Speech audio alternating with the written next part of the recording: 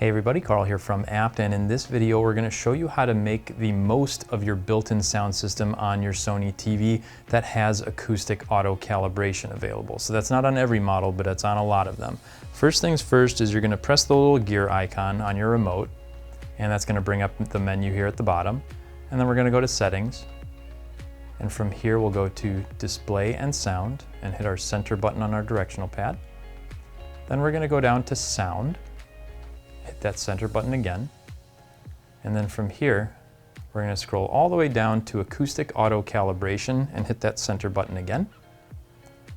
And now we're going to go to Calibration Setup, and also you do want to make sure this acoustic calibration is turned on. So we'll go to Calibration Setup, and then it's going to give you this kind of a warning.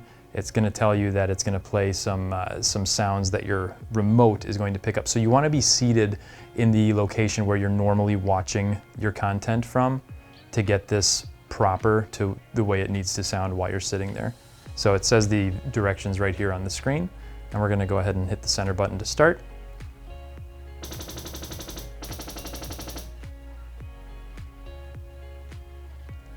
And you'll hear a series of tones just like we did there.